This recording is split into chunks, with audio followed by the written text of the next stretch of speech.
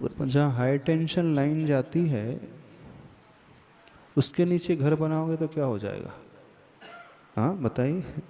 High tension line तो बहुत अच्छी होती है, उसी से इलेक्ट्रिसिटी सप्लाई होती है।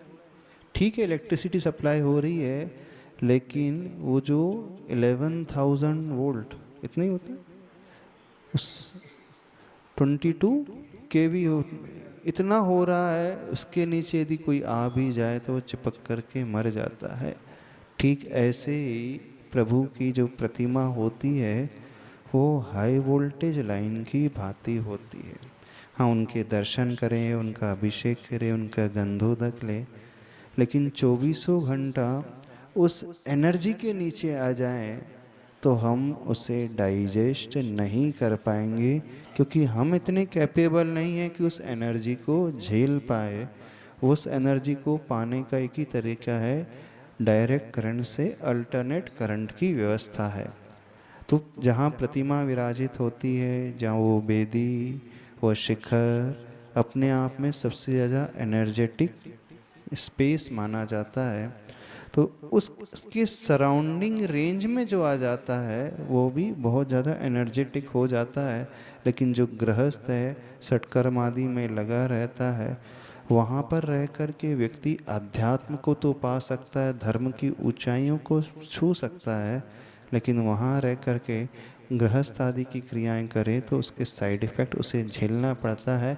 इस अपेक्षा से कहा जाता है कि मंदिर के सराउंडिंग में हम सटकर्म की क्रियाएं नहीं करें। रहना है तो रह सकते हैं, लेकिन वहाँ किसी प्रकार का अविनय का कार्य ना हो, पाप का कार्य ना हो, जीवों की वध वाली क्रिया ना हो, भोजन आदि बनाने वाली क्रिया ना हो।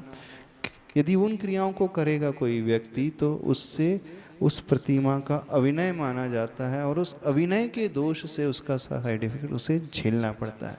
उसकी सराउंडिंग में रह करके यदि वो धर्म ही करे तो उसका पॉजिटिव इफेक्ट भी उतना ही अच्छा मिलता है। यानी मंदिर में रह कर के कोई व्यक्ति सामायिक कर रहा है, ध्यान कर रहा है, जाप कर रहा है, तो क्यों उसका पुण्य कई हजारों गुना बढ़ जाता है।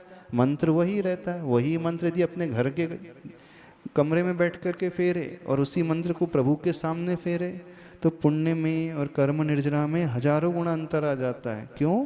क्योंकि वो एनर्जेटिक फील्ड में जाकर के कार्य कर रहा है, तो वहाँ विशुद्धि उतनी ही अधिक बढ़ जाती है। और उसी क्षेत्र में रहते हुए सांसारिक क्रिया करेगा तो पाप का भी आसरा होगा।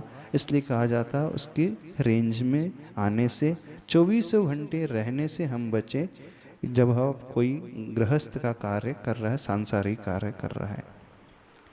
दिल्ली से देवांश जैन जिज्ञासा रख रहे हैं, पूज्य गुरुवर के श्री चरणों में त्रैवार नमोस्तु।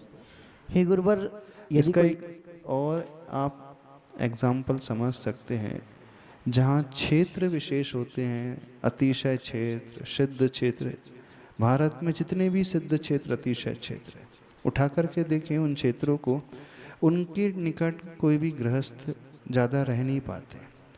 वहाँ समाज ज़्यादा है नहीं। क्यों नहीं? क्योंकि वो सबसे ज़्यादा एनर्जेटिक फील्ड वाला एरिया हो जाता है, तो वहाँ पर कोई भी गृहस्थ की क्रियाएं नहीं चलती। अब देखो, कोई अतिशय क्षेत्र, वहाँ बस्ती ज़्यादा नहीं होती है, जैन समाज के लोग नहीं, सिद्ध क्षेत्र नहीं होते, इसीलिए नहीं रहते हैं। उनसे दूर रह करके आप संसार के सारे कार्य तो कर सकते हो।